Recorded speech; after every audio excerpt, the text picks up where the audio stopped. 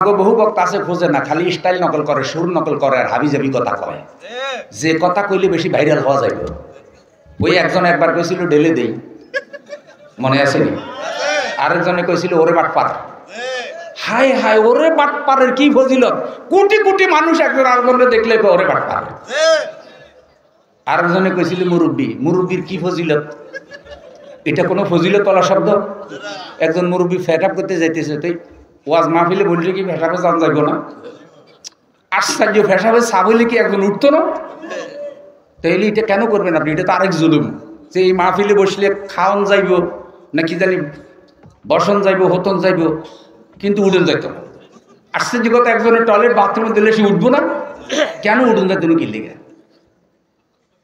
এরপরে একজনকে ট্রল করে বলবেন, এখন লাখ লাখ কোটি কোটি মানুষ, বহু মানুষকে এটা করে অপমান করে, এবং মানুষ আমার কথাটা খারাপ দৃষ্টি দিন আল্লাহর হস্তে। এখন কেউ কাউকে সংশোধনীয় দেয় না ভয়, কারণ যারে যত এখলাস নিয়ে বলেন হে বেজার হয় যে উনি আমার পছন্দ করে না মনে হয়।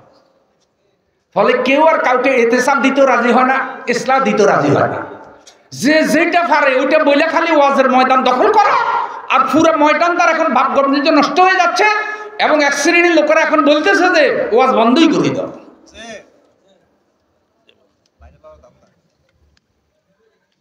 আল্লাহ আমাদের সকলকে এই ময়দানের পবিত্রতা রক্ষা করার তৌফিক দিন। জোরে বলেন। বিশ্বাস করেন, প্রত্যেকে যদি কোরআন হাদিস ঘেটে ঘেটে পড়ালেখা করে করে স্বাধীনভাবে আলাদা কথা বলে, তাহলে আল্লাহ তাআলা কিন্তু সেখানে একটা নূর দেয়, একটা আদালা ফজিলত দেয় কি দেয় না? এটা আমি বলতেছি।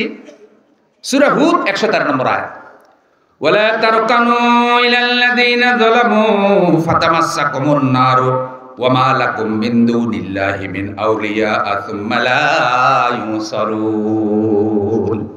আল্লাহ রাব্বুল আলামিন বলেন, যারা সীমা লঙ্ঘন করেছে তোমরা তাদেরকে সমর্থন করো না, যারা জালেম হয়েছে সীমা লঙ্ঘন করেছে তোমরা তাদেরকে সমর্থন করিও না। আচ্ছা আপনারা বলেন তো, ভোট কি সমর্থন না? ভোট কি? আপনার পরামর্শ, আপনার সমর্থন, যে এই হুজুরের নেতা বানানো হোক, আমি সমর্থন দিলাম। এখন আল্লাহ বলছে এই হুজুর যদি জালেম হয়, সীমা লঙ্ঘনকারী হয়, অন্যায়কারী হয়, শেকায়তকারী হয়, দুর্নীতিবাজ হয়, সন্ত্রাস হয়, সাদাবাজ হয়, তাহলে তুমি তারে সমর্থন করিও না। আল্লাহ রাব্বুল আলামিন আরো বলেন, তোমরা তাদের প্রতি ঝুঁকে পড়ো না। যদি তোমরা তাদের প্রতি ঝুঁকে পড়ো, তোমরাও তাদের সাথে আগুনে জ্বলবে, জাহান্নামে যাবে। আর এই অবস্থায় তোমরা কোনো সাহায্যকারী পাবে না।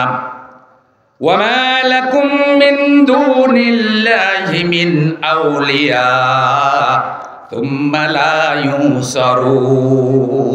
কোনো সাহায্যকারী পাবে না, আর আল্লাহ তোমাদেরকে কোনো দিক থেকে সাহায্য করবে না। তাইলে আমার আজকের আলোচনাটা ছিল সন্ত্রাস, দুর্নীতি, চাঁদাবাজ, খারাপ লোকদের হাতে জমিনের নেতৃত্ব আমরা দেব না, আর ওদেরকে ভালো বানানোর জন্য আমরা দাওয়াত দেব। আর অন্যায় ভাবে কোনো ইমানদারকে নিজেরা তো হত্যা করার প্রশ্নই আসে না, যারা হত্যা করবে আমরা তাদেরকে সমর্থনও করব না। শুধু ইমানদার না, কোনো কাফেরকেও তো বিনা অন্যায় হত্যা করা যাবে যাবে না, তো আল্লাহ নিষেধ করেছেন। শেষ কথাটা বলতে চাই, এই যে একটা পাপ, এ ধরনের পাপ আছে গীবত, শিকায়েত। উঠতেছেন কেন দুই একজন? আমি তো এখনো শেষ করি নাই, দোয়া করে যাবেন তো ইনশাআল্লাহ। ঘুষ, সুদ আসেনি? এসব ওয়াজ তো আর একদিনে করা যাবে না। এসবগুলো থেকে বাঁচার জন্য পড়তে হবে, কোরআন হাদিস পড়তে হবে। ইসলাম কি বলেছে এইসব বিষয়ে, কোরআন হাদিসে কি আছে এগুলো জানবেন, বুঝবেন। আপনার টেবিলে যেন কিছু ইসলামী বই থাকে, কোরআন হাদিস থাকে। রাজি আছেন তো ইনশাআল্লাহ? আর মোবাইলে যদি ওয়াজ নসিহত শুনেন, ভালো ভালো আলেমদের আলোচনাগুলি শুনবেন, এইসব বিষয় দিক নির্দেশনা পাবেন। আনন্দের বিষয় হলো আপনাদের এই কলাকুপাতেও মাদ্রাসা করার চিন্তা হচ্ছে নাকি? মাশাআল্লাহ, আলহামদুলিল্লাহ বলেন। আমরা ছোটকালে মাদ্রাসা যেটা শিখছি, বৃদ্ধ বয়সেও সেটা কিন্তু মনে আছে। বাল্য বয়সে ওই যে হাবিবুর রহমান যুক্তিবাদী একজন বৃদ্ধ আলেম, মাঝে মধ্যে উনি ওয়াজে গল্প বলতেন। তো কয় কি, সকালবেলায় খালি পেটে কাউরে যদি একটা পেঁয়াজ খাওয়াইতেন, কাঁচা পেঁয়াজ খালি পেটে খাওয়াইছেন, এবার 10টা বাজে নাস্তা করছে, নাস্তার পরে ডেকুর উঠছে, ডেকুরের সাথে কিসের গন্ধ আসবে? আবার 12টা বাজে ভাত খাইছে বা 1টা বাজে, আবার ডেকুর উঠছে, ডেকুরের মধ্যে কিসের গন্ধ আসবে? কারণ সকালবেলায় খালি পেটে ওরে কি খাওয়াইছে? তো উনি বলতেছে যে বাল্য বয়সে কোরআন হাদিসের এলেম যদি ওর ফ্যাটের মধ্যে ঢুকিয়ে দেন, বুড়া বয়সে যখন ডেকুর দিব তখন ইমানের গন্ধ বাইরে। কারণ ওই নাবালক অবস্থায় কলবের মধ্যে ইমান ঢুকিয়ে দিয়েছেন, কোরআন হাদিস ঢুকিয়ে দিয়েছেন। কথাটা সুন্দর না? কথাটা সুন্দর। তো আপনাদের বাচ্চাদেরকে দিন শিখাবেন, আর মসজিদে বসে বসে মুরব্বীরা দিন শিখবেন। দোয়া কুনুত, আত্তাহিয়াত, কালেমা, ইমানের দাবি, ইমানের তাৎপর্য। অনেকেই কিন্তু এগুলো জানে না। ইমান ভঙ্গের কারণ, নামাজ ভঙ্গের কারণ, রোজা ভঙ্গের কারণ, অজু ভঙ্গের কারণ যেমন আছে, ইমান ভঙ্গেরও কি আছে? তো মাদ্রাসা এগুলো শিখবেন, মসজিদে শিখবেন, আর মাদ্রাসার জন্য সবাই সহযোগিতা করবেন। আমার ভাই আমাকে জানালেন মাদ্রাসাটা এত গুরুত্বপূর্ণ যে এটা একটা জান্নাত, এটা একটা জান্নাতের বাগান। সুবহানাল্লাহ। ওখানে কোরআন পড়ানো হয়। যেখানে কোরআন পড়ানো হবে বন্ধু, আরশে আজিম থেকে রহমত আর বরকত আল্লাহ ওই এলাকায় নাজিল করবে। ছোট ছোট বাচ্চারা কোরআন পড়বে, আল্লাহ তাআলা আসমান থেকে সাকিনা নাজিল করবে। বাচ্চাগুলো কোরআন পড়ে মা বাবার জন্য দোয়া করবে, দাদা দাদির জন্য দোয়া করবে। এই ছোট্ট ছোট্ট বাচ্চাগুলো বেগুনা, আল্লাহ কিন্তু তাদের সওয়াব আপনার কবরে পৌঁছাইয়া দেবে।